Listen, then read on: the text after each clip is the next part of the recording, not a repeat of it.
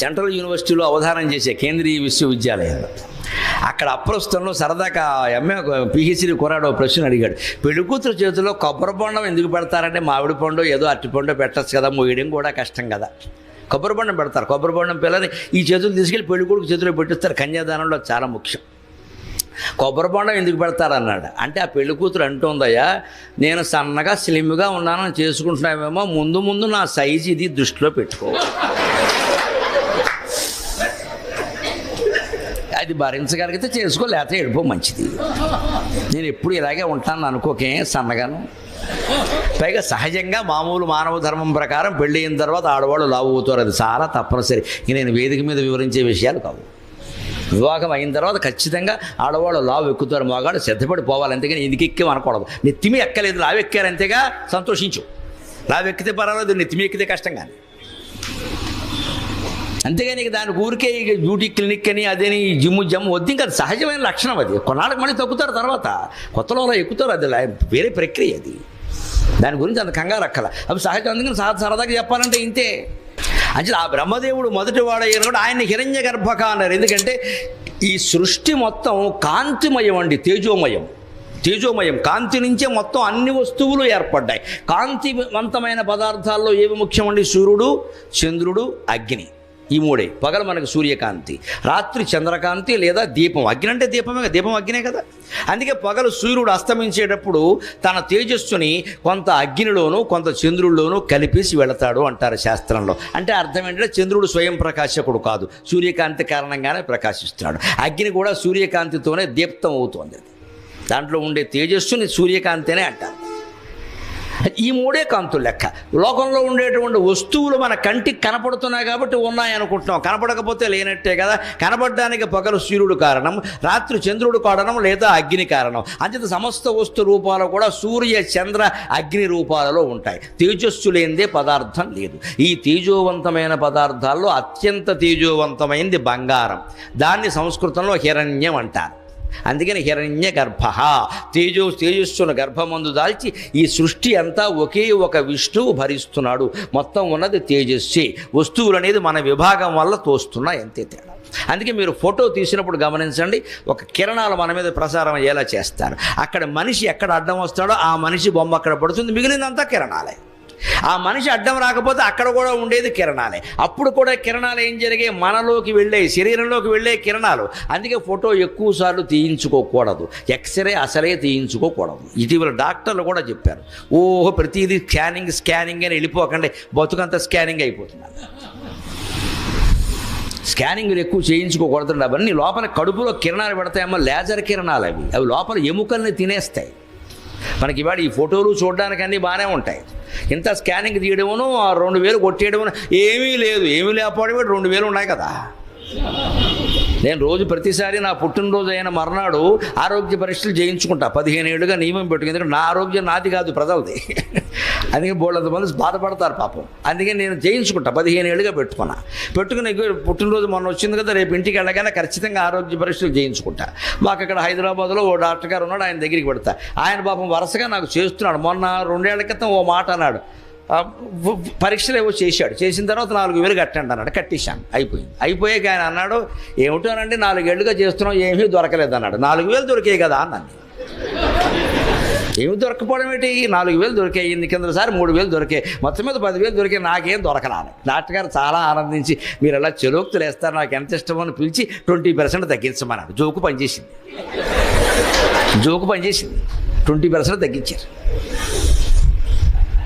అది ఏం దొరకపోవడం అంటే దొరుకుతున్నాయి కదా, డాక్టర్లకు దొరుకుతున్నాయి. స్కానింగ్ వల్ల ఏమీ లేదని చెప్తున్నాడు, మన దగ్గర 2000 కొట్టేశాడు. ఏమీ లేని దగ్గర 2000 ఎందుకు? ఈ స్కానింగ్లు, ఎక్స్రేలు, చివరికి ఫోటోలు కూడా. ఇవాళ సెల్ఫీల పేరు మీద, రకరకాల పేర్ల మీద ఫోటోలు దిగుతున్నారే. ప్రతి ఫోటో నీలో ఉండే కొంత శక్తిని హరిస్తుందమ్మా. ఎన్ని ఫోటోలు దిగుతావో దిగి ఆలోచించుకో. ఫోటోలు ఎక్కువ దిగడం అంటే మన ఆయుర్దాయాన్ని మనం క్షీణింపజేసుకోవడమే. ప్రతిదీ కిరణాలు లోపలికి వెళ్ళాయి. సరిగ్గా కాంతి స్వరూపం మనది. ఆ కాంతి మన మీద పడింది. మన చర్మం మొత్తం ఎలా ఉందో అలా కణాలు వచ్చేసాయంటే ఆ కిరణాలు లోపలికి వెళ్ళాయి. లోపల నుంచి దాటుకుని బయటికి వెళ్ళాయి. లోపల నుంచి దాటుకునే బయటికి వెళ్ళి కాంతి ప్రయాణం చేస్తుందండి. మనిషి శరీరం నుంచి కూడా ఎక్స్రే ఎలా వచ్చింది? ప్రయాణం చేసింది. ఆ ప్రయాణం చేయడంలో ఎముక అడ్డం వచ్చింది. ఆ ఎముక బొమ్మ అక్కడ పడింది. అడ్డం రాకపోతే కాంతే పడుతుంది కదా, అనుమానం ఏముంది? అంచేది మొత్తం ప్రపంచం అంతా వస్తుమయం కాదు, కాంతిమయం. అంచేది దేవుణ్ణి హిరణ్య గర్భ, కాంతిమయ వస్తువుల్లో హిరణ్యం ముఖ్యమైనది, బంగారం కాబట్టి ఆ హిరణ్యము గర్భమందు కలిగి బంగారు కాంతితో ఈ ప్రపంచం అంతా నిండిపోయినవాడు. హిరణ్య గర్భో భూగర్భగా, మంచి మాట అది కూడా. భూగర్భగా, భూమిని తన గర్భమందు ధరించిన వాడు, పైగా భూమి గర్భమందు తాను ఉన్నవాడు. ఏదైనా ఒకటే. భూగర్భంలో కూడా దేవుడు ఉన్నాడా? దేవుడు సర్వాంతర్యామి అంటారు కదండి. ఎలా ఉన్నాడు దేవుడు అంటే? ఏం చెప్పుకున్నాం మనం ఇందాక? అన్ని వస్తువులకి మూలమైంది ఏది అన్నాం. ఇదో బల్ల అన్నాం. బల్లకి మూలం చెక్క, చెక్క మూలం మట్టి, మట్టికి మూలం భూమి, భూమికి మూలం అగ్ని నీరు, నీటికి మూలం అగ్ని, అగ్నికి మూలం వాయువు, వాయువుకి మూలం ఆకాశం. అన్నింటికీ మూలాల్లోకి వెళ్ళండి మీరు, పంచభూతాల్లోకి వెళతారు. దాని మూలం ఆకాశం, ఆకాశ స్వయం విష్ణువు. ఇది ఇనప కమ్మి అనుకున్నాం. ఇనుముకు మూలం మట్టి, మట్టికి మూలం నీరు, దానికి మూలం అగ్ని, వాయువు, ఆకాశం, ఆకాశ స్వయం విష్ణువు. ఇప్పుడు ఆకాశమే విష్ణువు అని అర్థమైంది కదా. భూగర్భక అంటే భూమి తన గర్భంలో ఉంది అంటే మనం తేలిగ్గా నమ్ముతాం. భూమి గర్భంలో కూడా ఆకాశం ఉంది. ఎలా నిరూపిస్తామండి? భూమి గర్భంలో ఆకాశం ఉంది. ఇది నేల అనద్దు మీరు, అందులో ఆకాశం ఉంది. ఎలా ఉందో తెలుసా? ఎక్కడైనా ఓ గొయ్యి తవ్వండి, ఒక అరగజంలో తవ్వండి. ఆ తవ్విన మట్టి పక్కనేయండి, మళ్ళీ ఆ మట్టితో పూడసండి. వీలు కాదు, కొంత మట్టి తేవలసింది. మనందరికీ అనుభవంలో ఉన్న విషయం ఇది. కూటి బిళ్ళు ఆడుకుందు గొయ్యి తవ్వినా సరే తీసిన మట్టితో దాన్ని పూడ్చలేరు మీరు. ఎంతో కొంత లోటు ఉంటుంది అక్కడ. ఖచ్చితంగా బయట నుంచి మట్టి తేవలసిందే. తీసిన మట్టి మీరు జాగ్రత్తగా, ఒక్క రేణువు కూడా పోకుండా, పక్కన ఏదైనా పెద్ద మైకా సంచి పెట్టి దాని మీద రేణువు పోకుండా వేయండి, ఏం పర్వాలా. మళ్ళీ ఆ గోతులో ఆ మట్టి వేయండి, అది లోపలికి వెళ్ళిపోయింది, కొంత ఖాళీ మిగిలింది. చిన్న గొయ్యి దగ్గర నుంచి పెద్ద గొయ్యి వరకు మొత్తం అనుభవం ఇది. నుయ్యి దవ్విన మట్టితో మళ్ళీ నుయ్యి పొడచలేం, సగమే పొడుతుంది, సగం మిగులుతుంది. ఆ మిగిలిందే ఖాళీ, అదే ఆకాశం. ఆకాశ స్వయం విష్ణు. ప్రతి ఉదాహరణ సులభమైన ఉన్నాయి. మనం కాస్త ఆధునికంగా దృష్టి పెట్టి ఆలోచిస్తే తెలుస్తుంది. అంటే భూమి అనుకుంటున్న దాంట్లో భూమి ఆకాశం ఉంది, నీరు ఉంది, భూగర్భ జలాలు లేవా? లోపల వాయువు ఉంది. వాయువు లేకపోతే నీరు ప్రవహించదు. బయట నీరు ప్రవహిస్తుందంటే వాయువు కారణం అండి. భూగర్భంలో కూడా జలాలు ప్రవహిస్తున్నాయంటే నీరే కారణం, వాయువే కారణం. అంటే భూమి ఎలాగో ఉంది, అందులో ఖాళీ రూపంలో ఆకాశం ఉంది, అందులో భూగర్భ జలాలు నీళ్లు ఉన్నాయి, జలాలను ప్రవహింపజేస్తున్న వాయువు ఉంది. భూమిలో అగ్ని లేదా? అగ్ని లేకపోవడం ఏంటండి? తవ్విన చోట ఎక్కడైనా పట్టండి, చల్లగానైనా ఉంటుంది, కొన్ని ప్రాంతాల్లో వేడిగానైనా ఉంటుంది. అంచేత పంచభూతాలు భూమిలో కూడా ఉన్నాయి, వాయువులోనూ పంచభూతాలు ఉన్నాయి, ఆకాశంలోనూ పంచభూతాలు ఉన్నాయి. అందుకే సృష్టి ఏర్పడిన విధానాన్ని ఒక రకంగా చెబుతారు వేదాల్లో. గొప్ప సైన్స్ అండి అదంతా. 5 భూతాలని 5 కాస్త ఏదో బిళ్ళ ఇంత ఇత్తడి సిబ్బి అనుకోండి, ఇంత మట్టి ముద్ద అనుకోండి, 5 ముద్దలు. ఆ సృష్టి నిర్మాణం ఎలా జరిగిందని శాస్త్రీయంగా చెప్పింది హిందూ మతం. దేవుడు ఇలా కూర్చున్నాడు, ఆకాశం రావాలి అన్నాడు, ఆకాశం వచ్చింది. భూమి రావాలి అన్నాడు, భూమి వచ్చింది. రాదమ్మా, ఆర్టీసీ బస్సు రావట్లేదు, ఆకాశం భూమి ఎక్కడి నుంచి వస్తాయి? ఈ కబుర్లు చెప్పొద్దు. ఈ గుడ్డి నమ్మకాలు, వ్యవహారాలు హిందూ మతంలో ఉండవు. హిందూ మతం పరమ శాస్త్రీయం. సృష్టి అలా ఏర్పడిందని చెప్పలేదు. సృష్టి ఎలా ఏర్పడిందంటే పంచభూతాల నుంచి ఏర్పడిందని చెప్పారు. అది కూడా ఎలాగా? భూమి, ఆకాశం, అగ్ని, వాయువు అన్నీ కలిపి 5 ముద్దలు, మట్టి ముద్దలు అనుకోండి కాస్త. ఇది ఇంతంత మట్టి ముద్దలు. ఈ మట్టి ముద్దను ముందు సగం చేశాడు, ప్రతి ముద్దని సగం చేశాడు. చేసి భూమి అనే ముద్ద ఉందండి, అందులో సగం తీసేట. ఆ సగాన్ని 4 భాగాలు చేసి అందులో ఒక భాగం అగ్నిలో, ఒక భాగం వాయువులో, ఒక భాగం నీటిలో, ఒక భాగం ఆకాశంలో కలిపాడు. మళ్ళీ అగ్ని ముద్ద ఒకటి ఉంది కదా, దాన్ని సగభాగం చేసి ఆ సగం అలాగే ఉంచి ఆ ఒక సగాన్ని తీసుకొచ్చి మళ్ళీ 4 భాగాలు చేసి దాన్ని ఒకదాన్ని భూమిలో, ఒకదాన్ని నీటిలో, ఒకదాన్ని వాయువులో, ఒకదాన్ని ఆకాశంలో కలిపెట్ట. అంటే ఏమైంది? ప్రతి భూతములోనూ కూడా ప్రతి పదార్థంలో సగం అదే, సగం మిగిలిన 4. అందుకని పంచభూతాల్లో దేన్ని మీరు పరిశీలించినా అందులో మిగిలిన 4 ఉంటాయి, మిళితమై ఉంటాయి. ఇదంతా సైన్సా కాదా? ఎవడండి గుడ్డి నమ్మకం అంటాడు? వేదం చదవరు, ఉపనిషత్తులు చదవరు, శాస్త్రాలు చదవరు. ఎవడో చెప్పే మాటలు ఏదో నమ్మేసి దేవుడు పుట్టిస్తాడంటే దేవుడు నేను పుట్టించాను ఎక్కడా చెప్పలా. ఇలా ఏర్పడింది అని చాతుర్వర్ణ్యం మయా సృష్టం తస్య కర్తారమపి మాం విద్యకర్తారం అవ్యయం. స్పష్టంగా చెప్పాడు. అన్నీ చేసింది నేనే అని అంటున్నారయ్యా, అన్నీ చేసింది నిజంగా నేనే, కానీ ఒక్క మాట చెబుతున్నా రహస్యం, నేనేం చేయలేదన్నాడు. తస్య కర్తారమపి మాం విద్యకర్తారం అవ్యయం. వాటికి చేసింది నేనే అయినా నేను చేయలేదు. చేసింది నేనే అంటావు, చేయలేదంటావు అంటే నేను చేశానని మీరు అనుకుంటున్నారు కాబట్టి నేను చేశానంటున్నా, కానీ నిజానికి వాటికి మీద కర్తృత్వ భావన నాకు లేదు. జీవితంలో మనకు ఉండాల్సింది అదే. యజ్ఞమో యాగమో వినాయక నవరాత్రులు లేకపోతే ఈ ప్రవచనమో ఏదో చేశాం అంతే. ఇక తర్వాత వచ్చేవరన్నా అద్భుతంగా చెప్పారంటే సంతోషం అండి, ధన్యవాదాలు అంతే. అవునా అండి? ఇంతకుముందు వచ్చిన వాళ్ళు ఇలా చెప్పారండి, నేను కెలకడం ఇక్కడ పనిగట్టుకొని. ఇంతకు తర్వాత ఎవరో వస్తారు కదండి, ఆయన ఎలా చెప్తా మీకు చెప్పరండి, అనుమానం లేదు. ఈవేళ నేను ఒక్కడిని వచ్చేసింది, ఇంకా నీ విష్ణు సహస్రం దేనికి పని లేక ఈ చంపేస్తున్నాడు పట్టుకొని లోపలికి వెడితే అంటాడు. వీడు తక్కువడు కాదు, మనం ఎదురుగా ఉన్నప్పుడు అంటాడు, బయటికి వెళ్ళి ఏమంటాడు, అబ్బో చాలా అహంకారం ఉండు బాబు, ఇంకేం తప్ప ఎవడు చెప్పలేట, ఇంకెందుకండి, ఇది నాకు తోచిన మాటలు నేను చెబుతున్నానమ్మా, మీకు నచ్చితే మంచిదే, ఇంకొకరు ఎంతకంటే బాగా చెప్పొచ్చు, నేను చెప్పిన దాంట్లో పొరపాటు ఉండొచ్చు, వారు సరిచేయచ్చు, ఎవరు చెప్తారండి దాన్ని? ఒకడే విజ్ఞానవంతుడు ఆ ప్రపంచంలో. అన్ని భూతాలలోనూ అన్నీ కలిపి ఉన్నట్టు అన్నీ ఉంటాయి. అందుకని హిరణ్య గర్భగా భూగర్భ. ఇంకొక మాట చెప్పుకుని మనం సెలవు తీసుకుందాం. భూమి గర్భంలో ఆకాశం ఉందని మనం తెలుసుకున్నాం, భూమి కూడా ఆయన గర్భంలో ఉంది. ఈ భూమండలం మొత్తం భగవంతుడి గర్భంలో ఉంది. దానికి ఉదాహరణ మళ్ళీ భీష్ముడి యొక్క స్థానంలోనే దొరుకుతుంది. కుప్పించి ఎగసిన కుండలంబులకంతి గగన భాగం బెల్ల కప్పికొనగ ఉరికిన నోర్వక ఉదరంబులోనున్న జగముల వ్రేగుణ జగతి కదల అన్నాడు ఆ పద్యంలో. శ్రీకృష్ణుడు భీష్ముడి మీద కోపంతో చక్రం తీసుకుని కిందికి దూకెట్ట. అప్పుడు ఏం జరిగిందంటే, ఉరికిన నోర్వక ఉదరంబులోనున్న జగముల వ్రేగుణ జగతి కదల. ఆయన కిందకి దూకేసరికి భీష్ముడు ఏమంటున్నాడు అంటే, అయ్య బాబాయ్ 14 లోకాలు కడుపులో పెట్టుకున్నవాడు కిందకి దూకేశాడు, కొంపలు అంటుకోవా, అంత బరువైన వాడు 14 లోకాలు భరిస్తున్నవాడు కిందకి దూకితే ఈ భూమండలం తట్టుకోగలదా? అదండి ఉరికిన నోర్వక ఉదరంబులోనున్న జగముల వ్రేగున జగతి కదల. ఆయన కడుపులో ఉన్న లోకాల బరువుకి ఈ లోకం తల్లడిల్లిపోదా అన్నాడు. ఇక్కడ మనం కాస్త చర్చించుకుందాం, తెలుస్తుంది. కడుపులో ఎన్ని లోకాలు ఉంటాయండి? దేవుడి లోకాల్లో పురాణాల లెక్క ప్రకారం 14. 15వ లోకం ఎక్కడా లేదు. కింద 7, పైన 7. అతల వితల సుతల తలాతల రసాతల మహీతల మహాతల పాతాళ, ఇవి 7. పైవి ఏమిటండి? భూలోకంతో కలిపి భూలోక, భువర్లోక, సువర్లోక, మహాలోక, జనోలోక, తపోలోక, సత్యలోక, పైవి 7 కలిపి 14. ఇదంతా కలిపి ఓ బ్రహ్మాండం. 14 మించిన లోకాలు ఎక్కడా లేవు కదా. శ్రీకృష్ణుడు కడుపులో ఉన్న లోకాలకి బయట ఉన్న లోకం కదిలిపోతుంది అంటే, బయట 13 ఉండి బయట ఒకటి ఉందా? లోపల 13 ఉండి +1, లేకపోతే లోపలే 14 ఉంటే మరి బయట ఉన్న లోకం ఏది కృంగిపోవడానికి? ఏదో ఒకటి నిజం కావాలి కదా. అది తర్కం అంటే. కవిత్వం చదువు ఊరుకోకూడదు. ఆ తర్కంలో పెడితే భూగర్భ అనే మాట అర్థమవుతుంది. 14 లోకాలు ఆయన గర్భంలో ఉన్నాయంటే మరి బయట ఏదో ఉందంటున్నావు.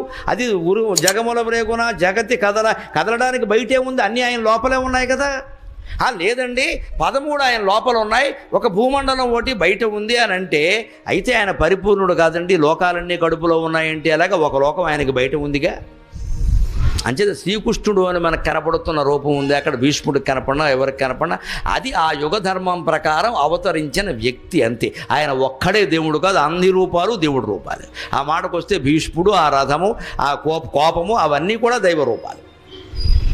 14 ఆయన కడుపులోనే ఉన్నాయి, బయట ఉంది అని మనకు కనపడుతోంది. ఇది మిథ్య, జగన్ మిథ్య అంటే అర్థం. అది మనకు కనపడుతోంది అంతేగాని ఇది నిజంగా లేదు. కళలో కూడా మనకి బోర్డు కనపడతాయి, లేవు. అలాగే ఓ కళలో మనం అంతా మునిగి ఉన్నాం, ఇది లేనట్టు లెక్క. శాస్త్రజ్ఞుల పరిశోధనలు కూడా ఆ విషయాలే రుజువు చేస్తున్నాయి. అనంత కోటి నక్షత్రాలు బ్రహ్మాండాలు కనిపెడుతున్నారంటే నాసా కేంద్రం వాళ్ళు. వాటికి ఏమిటో నెంబర్లు వేసుకుంటూ పోతున్నారు. ఈ మధ్య కొత్తగా కనిపెట్టింది ఏమిటో తెలుసా? పాల పొంత అని ఒకటి కనపడుతోంది, మిల్కీ వే. అందులో బ్లాక్ హోల్స్ ఉన్నాయి, నల్లటి రంధ్రాలు, కృష్ణ బిలాలని. అందులోంచి ఏమిటో ఇలా ఇలా ఇలా ఇలా నక్షత్రాలు వచ్చేస్తున్న నక్షత్రాలు ఇలా బయటికి చేరుతున్నాయి, కానీ అందులోకి వెళ్ళిన నక్షత్రం ఏది మళ్ళీ కనపట్లేదు అన్నారు. వీళ్ళు పాల పొంత అని ఈ పెద్ద మనుషులు పేర్కొంటున్న దాన్నే పాల సముద్రం అన్నారు మన పురాణాలు. అది విష్ణు స్థానం. అక్కడి నుంచి లోకాలు వస్తాయి, మళ్ళీ అందులోకి పోతాయి. సరిగ్గా నిప్పు మండుతూ ఉంటే అగ్ని మునుగురు పురుగుల్లాగా నిప్పు రవ్వలు బయటకు వస్తాయి, మళ్ళీ రాలిపోతాయి. ఈ లోకాలన్నీ నిప్పు రవ్వలు లాంటి. అదే సరిగ్గా ఉపనిషత్తుల్లో చెబుతారు. భగవంతుడి లక్షణాలు, సృష్టిని భగవంతుడిని కలిపి 5 లక్షణాలు చెబుతారు. అస్థి, భాతి, ప్రియం, రూపం, నామచేత్యంశ పంచకం, ఆద్యత్రయం బ్రహ్మభావం, నామరూపాత్మకం జగతు. 5 లక్షణాలు ఉన్నాయి భగవంతుడికి, సృష్టికి కలిపి. అవేమిటంటే, ఒకటి అస్థి, అది ఉంది. భాతి అది ప్రకాశిస్తోంది. 3 ప్రియం అది సంతోషంగా సుఖంగా ఆనందంగా ఉంది. 4 రూపం దానికో రూపం ఉంది. నామ ఓ పేరుంది. ఇవన్నీ కలిపి ఇందులో ఆద్యత్రయం బ్రహ్మభావం. మొదటి 3 పరమాత్మ లక్షణాలు అస్థి భాతి ప్రియం. నామరూపాత్మకం జగత్తు. జగత్తుకుండేవి 2 లక్షణాలు, 1 రూపం 2 పేరు. రూపము పేరు లేకపోతే జగత్తు లేదు. అందుకే ఈ మొదటి 3 ఏమిటి సరిగ్గా మనకు చూడండి. అస్థి అంటే ఉన్నది సత్, భాతి ప్రకాశిస్తోంది చిత్, ప్రియం అదే ఆనందం సచ్చిదానందం. భగవంతుడి లక్షణాలంటే సచ్చిదానందం. జగత్తు లక్షణం ఏమిటంటే అది సత్తు కాదు, చిత్తు కాదు, ఆనందము కాదు. జగత్తు ఖచ్చితంగా ఎప్పుడూ ఒకేలా ఉందని చెప్పలేము, నిత్యం మారిపోతుంది. కాబట్టి సత్ అనడానికి లేదు. మనం పడుకున్నప్పుడు మనకి ఈ జగత్తు లేనట్టే లెక్క. ఇంకోడుకుంటే మనకున్నట్టు కాదు, మన వరకు లేనట్టే లెక్క. జగత్తు లేకుండా ఎలా బతుకుతున్నాం? ఇంత ప్రేమిస్తున్నామే ఈ ప్రపంచాన్ని, ఈ బంధాలని, ఈ భార్యని, ఈ భర్తని, ఈ పిల్లల్ని ఇంత ప్రేమిస్తున్నామే, వీళ్ళని మర్చిపోయి మనం ఎలా పడుకోగలుగుతున్నామండి? అసలు ఆ పడక, ఆ నిద్ర, ఆ ఆనందం ఈ మొత్తం జీవితం కంటే గొప్పదా కాదా? ఒక క్షణంలో తేలిపోయింది అది గొప్పదని. లేకపోతే నిద్ర మానేసి కూర్చో. చివరికి నేను అంటున్నాను మరోలో అనుకోవద్దు. ఆ ఉదాహరణ అయితే బాగా అర్థమవుతుంది. కొడుకుని కోల్పోయి విపరీతంగా దుఃఖిస్తున్న తల్లి కూడా ప్రాణం విసిగి నీరసం వచ్చి పడుకుంటే ఆ నిద్రలో ఆవిడకి ఏమైనా కొడుకు గుర్తున్నాడా? ఆనందం పొందిందా లేదా? నిద్ర ఆనందం. ఆవిడ మళ్ళీ బయటికి రాగానే ఏమిటో ఇంత కొడుకుని కోల్పోయి దిక్కుమాలని నిద్రమ్మా అని మళ్ళీ ఏడుపుమాలెట్టి. నువ్వు నిద్రలో ఉన్నప్పుడు కొడుకు విషయం గుర్తులేదే, వాడు ప్రమాదంలో చనిపోయాడు. అక్కడ మెలకు రాగానే ఏడుస్తున్నావు. అంచేత ఆ నిద్ర ఈ దుఃఖాలకి సుఖాలకి అతీతమైంది అని అర్థం కావట్లేదా? అందుకని అస్థి భాతి ప్రియం స్థితిలో ఎప్పుడూ బ్రహ్మ భగవద్భావన అది. అలా ఉంటాడు మనిషి. నామరూపాత్మక రూపం పెట్టుకోవడం వల్ల, ఒక పేరు పెట్టడం వల్లే మనకు అర్థం కావట్లేదు విషయం. అందుకని ఉన్న పేర్లన్నీ ఆయనవేనండి. అది అనేది ఆయన పేరండి తత్. అందుకే సంస్కృతంలో వ్యాకరణం అర్థమైతే వేదాంతం అర్థం అవుతుంది. సంస్కృతంలో తత్ అనే శబ్దాన్ని 3 లింగాల్లో చెబుతారు. ఏ శబ్దాన్ని ఒక లింగంలో చెప్పిందని ఇంకో లింగంలో చెప్పరు. రామశబ్దం అంటే రామహ రామో రామాహ రామం రామో రామాన్ రామేణ రామాభ్యాం రామై పుంలింగం. సీతాశబ్దం ఉంది. ఆకారాంత స్త్రీలింగ సీతాశబ్ద సీతాదేవి సీతాసి దే సీతా హే సీతే హే సీతే హే సీతాహ సీతాంసి దే సీతాహ అని ఆకారాంతంగా చెబుతారు. స్త్రీలింగమే చెబుతారు. సీతాదేవి పుల్లింగం ఎలా అవుతుందండి? పుస్తకం అనే శబ్దం ఉంది సంస్కృతంలో. పుస్తకం ఆకారాంత నపుంసకలింగ పుస్తకం శబ్ద పుస్తక శబ్ద పుస్తకం పుస్తకే పుస్తకాన్ని హే పుస్తకే హే పుస్తకే హే పుస్తకాన్ని పుస్తకం పుస్తకే పుస్తకాన్ని అని నపుంసకలింగంలో చెబుతారు. పుస్తకాన్ని పుల్లింగంలో చెప్పరు. రాముడిని స్త్రీలింగంలో చెప్పరు. సీతని పుల్లింగంలో కానీ నపుంసకలింగంలో కానీ చెప్పరు. కానీ అందరికీ వర్తించేటువంటి తద్ అనేటువంటి శబ్దాన్ని 3 లింగాల్లో చెబుతారు. దకారాంత పుల్లింగ తబ్జద్ధ సహ తౌతేతం తౌతాంతేన తాభ్యాం తై తస్మై తాభ్యాం తేభ్యక తస్మాత్ తాభ్యాం తేభ్యక తస్య తయోస్తేషాం తస్మిన్ తయోస్తేషు అని పుల్లింగంలో చెబుతారు 7 విభక్తులు పెట్టి. అదే తచ్చబ్దాన్ని స్త్రీలింగంలో చెబుతారు. దకారాంత స్త్రీలింగ తచ్చబ్ద ఆమె, ఇందాక అతడు, ఇప్పుడు ఆమె. సా తేతాహ తాం తేతాహ తయా తాభ్యాం తాభి తస్యై తాభ్యాం తాభ్య తస్యాహ తాభ్యాం తాభ్యః తస్యాస్తయోస్తాసాం తస్యాం తయోస్తాసు అని స్త్రీలింగంలో చెబుతారు. మళ్ళీ పుస్తకం దాని బదులు తత్ దకారాంతః నపుంసకలింగ తచ్చబ్దః అతడు కాదు ఆమె కాదు అది పుస్తకం కదా, మరి నపుంసకలింగం కదా. తత్తేతాని తేన తాభ్యాం తైః తస్మై తాభ్యాం తేభ్యః తస్మాత్ తాభ్యాం తేభ్యః తస్య తయోస్తేషాం